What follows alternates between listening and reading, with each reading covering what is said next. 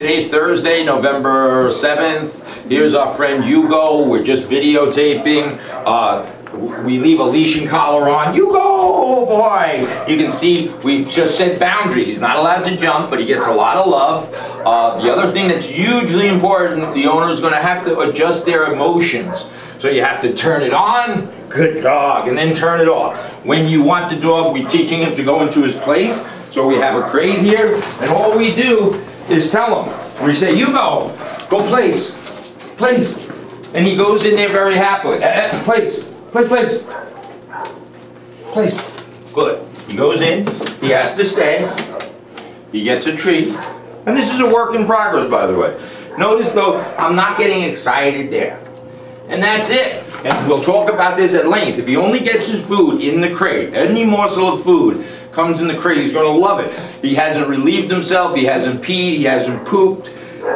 He's doing fine with the crate. Not one accident since he's been here. We control the food going in, we control the food coming out. We adjust the play. Now I open it, he can't come out until I say, okay, Hugo, good boy, Hugo, yeah, yeah, yeah, yeah, yeah, yeah, yeah, no jump, then he don't jump. We're going to take him for a walk, he heals, he sits and stays. We're going to work on the down today and tomorrow.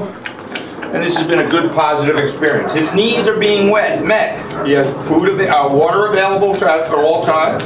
His food is controlled. When you can't supervise him with a leash on, a leash and collar, the specific collar I gave the dog, he needs to be in his crate. It's nice and relaxed. He'll be happier for it. He's a much happier dog for that, more balanced. So we're going to go out and take a little walk, teach the heel, the sit, the stay. There's plenty of distractions. It's by no means a sterile environment. The first thing we need to do is relax. There can never be tension on this leash. So Hugo has to have the ability to make decisions, but we make the healthy decisions. So he just needs to check in with us. So the first behavior we teach is for the dog to walk on our left without pulling. So there's no tension. So I just say heel, and I step out my left, and Hugo's on my side. And I can go fast.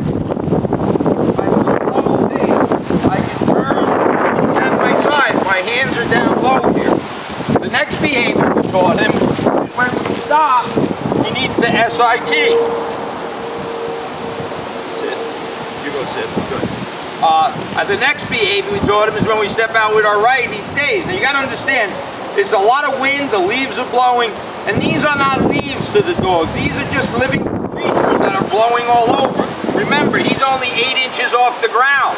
So he experiences life from a completely different level. And we have to take that always into consideration. I step out my left, good boy, Hugo, and he walks. And I'm relaxed. No matter what way I turn, he needs to turn with me. So it's very windy, but we don't compensate for that. We allow the dog to realize what's going on. He has to understand his environment. I stop, he sits, I step out my right, P-S-T-A-Ys, I drop the leash, the wind is blowing, he's very steady. We're standing in the middle of a street, there's buses, trains, good boy, I come back, I love him, I step out my left, I want to take him somewhere for him to have an opportunity to go to the bathroom, sniff, pee, poop, whatever. We put him on free time, I stop, E-S-I-T, I say, okay babe, okay, and now he's free to do what he wants, except move my body. When my body is in forward movement, the dog's on my left-hand side. And this is working out very well. We're going to work with him tomorrow a little, and he goes home Saturday. Very good.